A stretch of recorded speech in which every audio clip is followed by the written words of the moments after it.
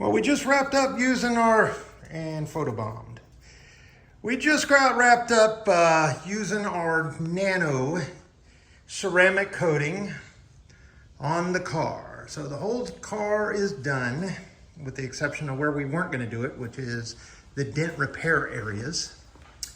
But yeah, it came out really good, really shiny, I'll tell you what.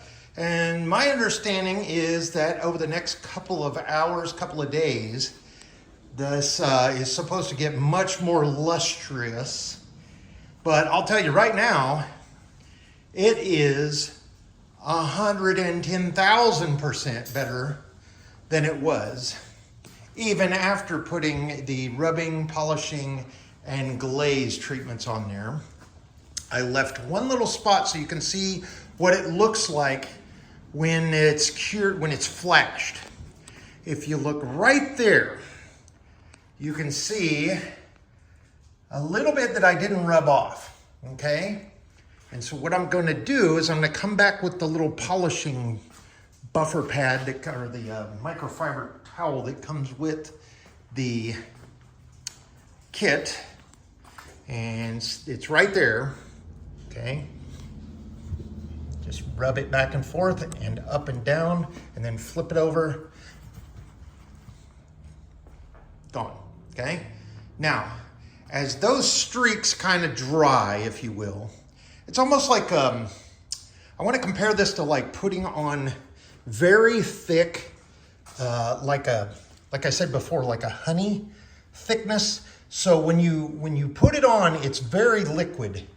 But when you go to take it off, you're going to tell that it's sticky, it's tacky. And what you'll end up with is some places that are kind of like that. It's going to look like if you have ever used like Windex on glass, and then what'll happen is those, you get the streaks out, and then what'll happen, it'll slowly cure, I guess is the word, and disappear on you, okay? And so that's how that works. You can see everywhere I've done it. I left that little test area just so you can see what's going on. The other thing, a recommendation on using this when you're after the product is flashed, right? You've used your sponge, you put some on there, you've gone back and forth, up and down, you've waited 1 to 2 minutes, let it flash, almost like you're waiting on wax to dry or get tacky. What I would recommend is lay your towel out like this, put one hand in it and press down, and use the other hand like this and pull, like you're pulling a sweep, right? And then when you get to this side, put your other hand here and use your other hand to pull like this. And then you can, once you've done that, then you can go up and down. It's not gonna be as tacky, okay?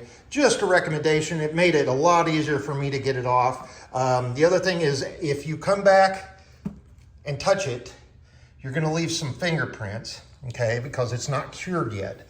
So make sure that even with gloves, you wanna go ahead and wipe that down, get it real buffed. And then what I did is, after I've used this for the whole car, I can tell it's loaded up with the product, okay? With the Autokcan. I came back with just a spare microfiber towel, and I used the there's two different sides, right? I used the more, I guess, poofy side, and very light, very, very, very light. Not enough to rub, but just enough to get a little bit of a buff like this, and go just buff it like that. And then just leave it, and then pow, okay? So an extra terry cloth, or not terry cloth, excuse me, microfiber towel, and I just get these. I think I got this quantity of 50 at AutoZone, and that's just my shop rags. I've had them for quite a while, but if you were to buy that, it's probably like 12 bucks. So yeah, so here's what the car looks like after the nano ceramic treatment by Autokcan. I hope I'm saying that correctly. But I did not do the glass. I'll probably come back. I've got some left to be able to do the glass up there. I'm not going to do the windshield or the driver's or passenger windows or anything like that. I'm concerned that it could turn out like, come on, zoom in. It could turn out kind of like that. See those water spots? And I don't want that. And I still got to go back and clean that like I described before. But yeah, I am very, very impressed. It's very easy to use. I'll tell you what, it's almost like putting a layer of polyurethane on top of your already shiny car.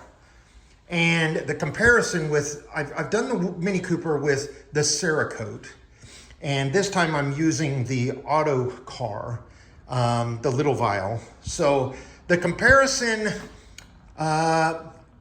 basically the Cerakote you're gonna spray on with your little pump like a Windex and you're gonna wipe it off. This, you apply it on that sponge thing and then, so the application is right there. It's, you know, night and day different, but wiping it off and the tackiness and the feel and all of that is pretty much identical. And then just letting it flash and letting it dry a little bit and then take it off. Now, I always do the lights and the chrome. So all the chrome trim, even little VWs and all around here, even the pillar stand here. Don't forget your mirrors, you know, where you got painted mirrors. And then I make sure to go down here. Now I start at the top.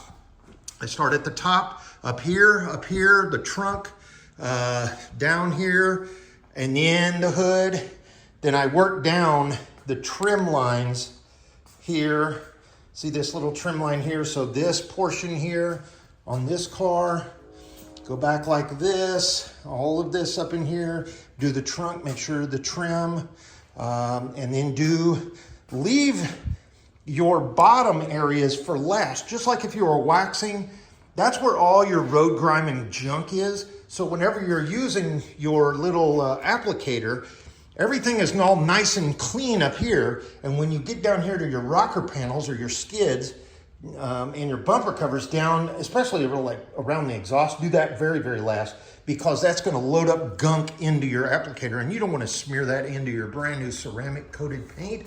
Come on. So just a word of advice there, but I am very, very impressed with this product. I'll tell you what, I'm gonna start using it from now on. It's about identically priced.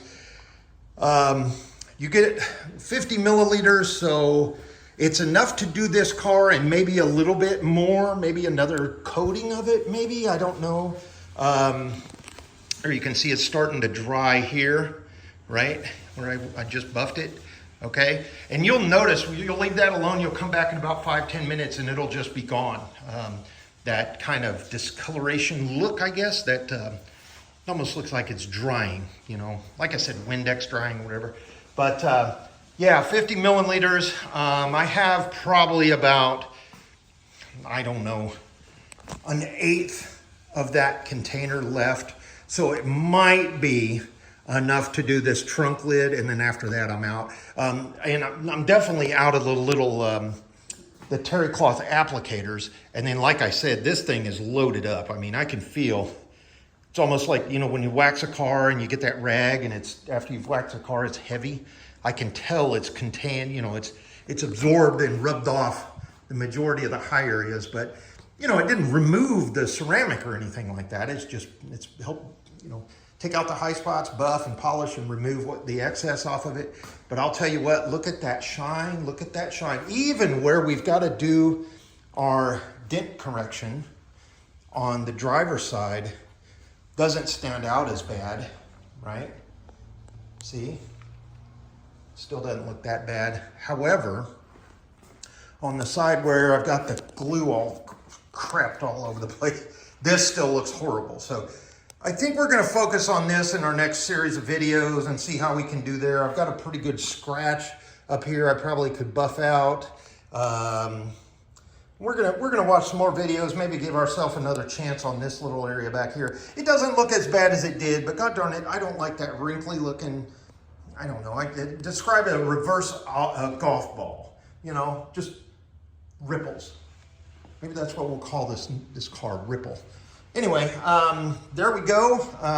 I will capture back on another video. Obviously now we're prepped to go get our O2, or excuse me, our smog done, because our O2 sensors are all reading good. So we got to go drive it just a little bit, make sure everything's kosher, and then we'll go and we'll stand in line at the DMV, get our, oh, and our VIN inspection at the DMV.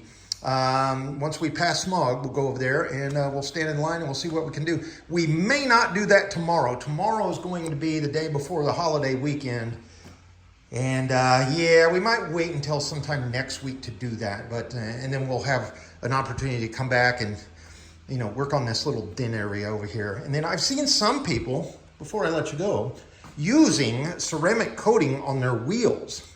And that includes not only the outside, but also on the inside to prevent the brake dust from adhering to the wheel. And then you just come in and spray it off with the hose. That's a very, very good idea. I wouldn't have never thought of that unless I had been watching autoplay on YouTube, believe it or not, trying to, actually I was watching about the paint correction and the PDR series, and I got into the, just real quick, how to do the ceramic coating. But I'll tell you what, folks, for a $2,600 starting project car, remember, we picked this up for $2,600. That includes taxes, sales tax, okay? And we spent a little bit of money on parts, time and chain, engine, and we went a little bit excess because we put the ceramic coating. Okay, I spent an extra $20, $25, whoop-de-doob. And then just common everyday stuff that you probably got laying around in your garage. Now, the one thing that I'm leaving out is oil, automatic transmission fluid, grease, rags, the incidentals that you're gonna have around your shop. So whenever I do the final product or project completion video on this series, I'm gonna go ahead and I'm gonna sit down and we're gonna go through the whiteboard together, and I'm gonna show you exactly what it cost, with the time, the energy, how long it took, the price, all of that stuff. So you see a good idea whenever you see these fantastic salvage vehicles out there, specifically at AutoGator, plug, right here in Roseville, California. You'll be able to go over there and know if the sales price says, whatever it may be, in this case, $2,000 some dollars plus tax, then you'll know, okay, I've got another so much for parts, I got so much for, you know, labor if you're doing it yourself, how much are you going to charge your own time? You know, do you need to get tires? Do you need to get wheels? Do you need to get paint correction? Do you need to buy parts or tools? You know, obviously light bulbs and, you know, big expenses. Also, if your lights are out, now you've got wiring harnesses. Those can add up really, really quick. But if you do it smartly and you look for what you look for at those salvage yards, specifically, like I said, AutoGator right here in Roseville, California. Link will be down in the description below. You can go over there and pick you up a fine looking and operating automobile, paid and done, free and clear with no loan other than gas and insurance, as long as it lasts you, okay? And you're doing yourself a favor, you're doing the economy a favor, you're keeping our parts supplier houses in business, and you're keeping these 10-year-old vehicles on the road that have several, potentially 100,000 miles left to go, okay? So do it with me. If I can do it, you can do it. Thanks so much for watching. Gunther's Place signing off, and we'll catch you up on another video in this series. Take care.